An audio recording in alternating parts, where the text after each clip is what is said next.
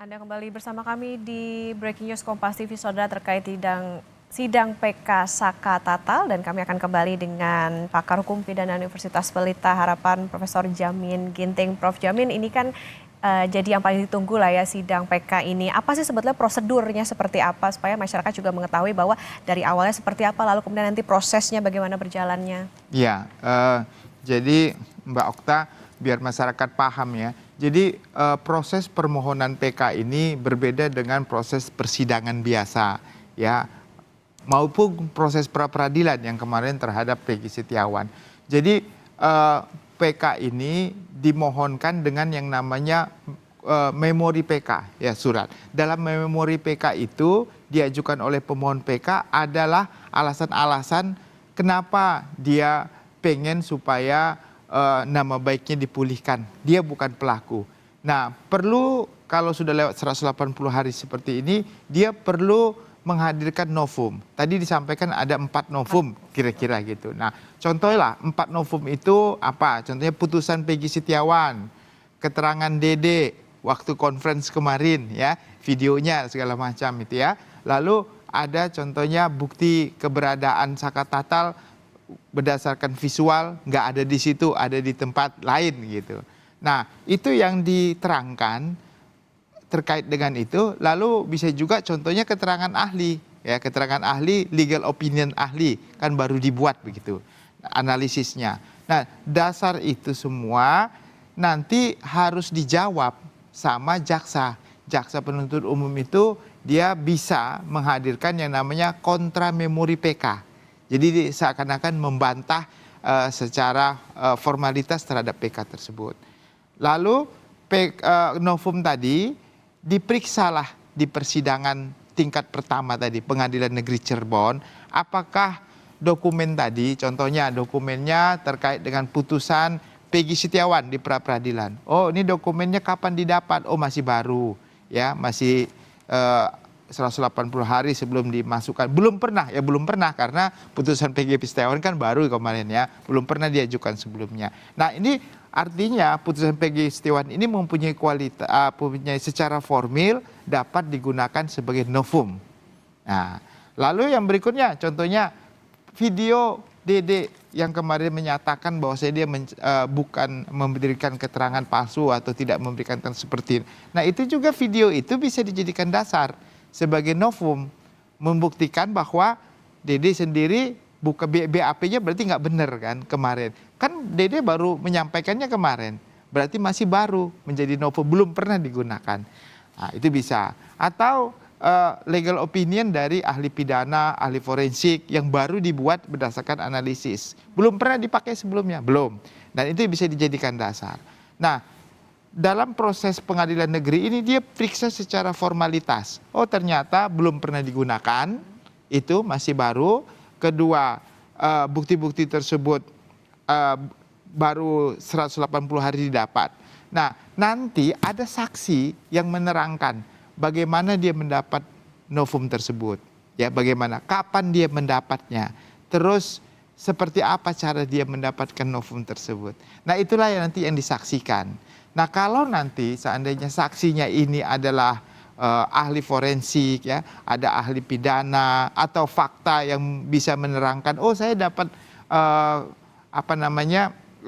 bukti ini waktu kapan gitu. Saya melihat dia di sana. Jadi formalitas semua di sini ya terkait dengan bukti. Jadi semua keterangan yang bisa dikaitkan dengan bukti novum tadi. Jadi nggak ada kemungkinannya bantah-bantahan itu. Seperti itu nggak ada bantah-bantahan. Kecuali nanti bantahannya jaksa. Jaksa menanyakan, oh nggak saya ini keterangan Anda ahli ya, contohnya banyak ahli, keterangan Anda ini nggak benar, begini. Boleh ditanya jawab. Atau saksi fakta yang menemukan video tadi Dede gitu ya. Nah, itu nggak dijadikan bukti, nggak bisa. Jadi ini cuma keterangan. Dan setelah itu nanti kemungkinannya ini ada beberapa kali sidang. Mungkin sidang pertama hari ini hanya mendengarkan keterangan daripada pembacaan memori PK tadi.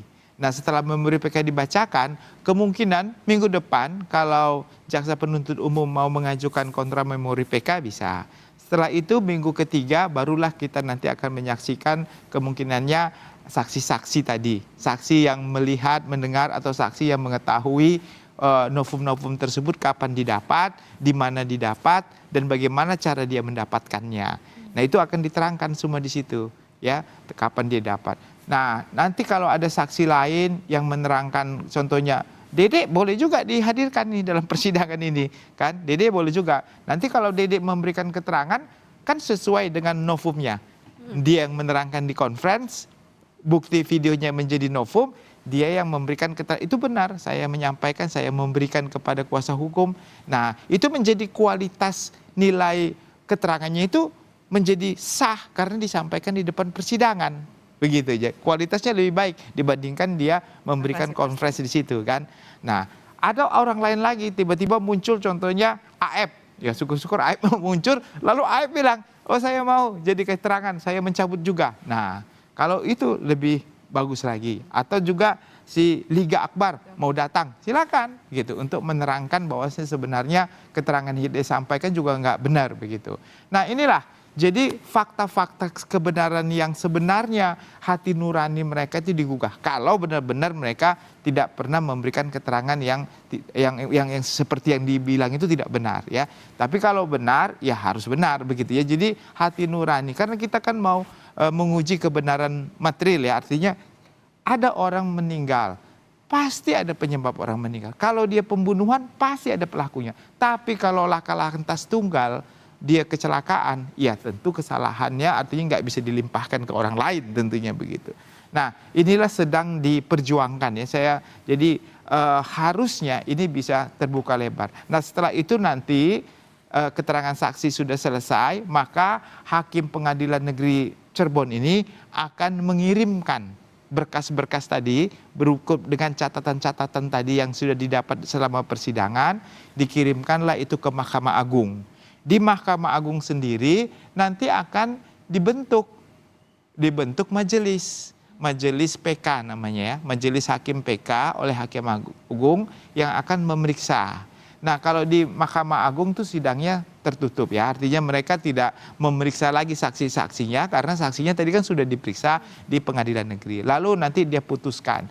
Nah putusannya itulah ada kemungkinannya untuk menyatakan dikabulkan atau menolak. Ya, jadi mengabulkan. Kalau menolak kenapa? Ya, karena tidak sesuai dengan pasal 263. Ini buktinya nggak baru, sudah pernah digunakan sebelumnya. Atau ini buktinya tidak bukti yang sangat menentukan. Tidak bisa menjadikan dasar menentukan kalau dia bukan pelaku tindak pidana. Tidak mempunyai kualitas untuk membalikkan posisi dia bukan pelaku. Nah, paling itu saja.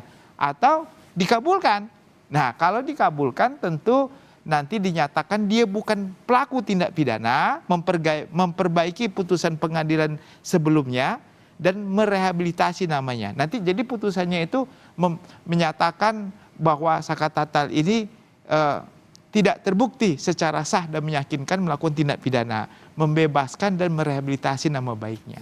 Nah jadi dia mengambil alih putusan pengadilan negeri dengan putusan bebas begitu. Nah itu tadi Prof, berarti artinya kalau misalnya nanti terbukti ternyata tidak bersalah pada akhirnya dalam sidang PK ini, itu nanti memulihkannya itu seperti apa prosedurnya? Kemudian juga apa hak-hak yang bisa dalam katakan bisa diminta begitu oleh Saka Tatal dalam pemulihan namanya ini? Ya, jadi dalam putusan itu kan nanti membatalkan putusan pengadilan negeri dan mengadili sendiri. Mengadili sendiri artinya kalau dia bebas, tidak terbukti melakukan tindak pidana, salah satunya tadi merehabilitasi nama baik. Nah, dalam putusan PK ini dia tidak mengajukan gugatan ganti rugi, maka itu bisa diajukan nanti tersendiri dengan proses pra peradilan. Nah, pra peradilan dengan objek gugatan pra peradilan adalah ganti rugi. Tapi ganti rugi sekali lagi ya, di Indonesia itu sudah diatur, jadi nggak bisa terlalu besar ya ganti rugi antara kalau ini kan dia tidak ada kecelakaan, artinya dia tidak ada luka, tidak apa, itu maksimum cuma 300 juta saja. Ya nggak bisa lebih. Meskipun tadi lama juga di penjaranya ya Prof, termasuk ya memang itu. Aturan terhadap ganti rugi yang diatur dalam peraturan kita memang tidak tidak. Kalau dia kondisinya seperti ini, kecuali dia luka berat atau kematian itu bisa lebih besar. Tapi karena dia kan pelaku ini nggak sampai luka, nggak apa-apa ya, jadi itu maksimum 300 juta. 300 juta. Mungkin nggak Prof dari Saka Tatal misalnya nanti keputusannya seperti apa akan ada efek domino begitu terhadap dengan terdakwa yang lainnya, mungkin pengajuan PK juga kah? Iya, bisa. Jadi kalau nanti dalam pertimbangan majelis hakim PK menyatakan tidak terbukti melakukan tindak pidana, didasarkan kepada apa kan gitu kan. Contohnya dia didasarkan pada keterangan DD. Atau didasarkan pada keterangan siapa gitu yang pernah dulu menerangkan dia pelaku tindak pidana. Berarti ini kan keterangannya itu juga dipakai buat 8 pelaku tindak pidana yang sebelumnya kan. Berarti keterangannya itu tidak benar. Yang benar adalah keterangan di pertimbangan hukum PK. Maka 88 ini bisa menggunakan lagi itu sebagai novum. Jadi putusan Saka Tatal ini nanti jadikan novum, putusan Peggy Setiawan jadi novum. Nah, itu lebih menguatkan. Nah, jadi ini sebagai novum baru gitu, belum pernah digunakan. Termasuk keterangan DD ini jadi dipakai lagi. Nah, inilah efek domino efek namanya. Domino efek dari semuanya ini bisa terjadi. Akhirnya bisa diungkap kembali bahwasannya 8 pelaku tindak pidana ini bukan yang sebenarnya benar-benar sebagai pelaku asli.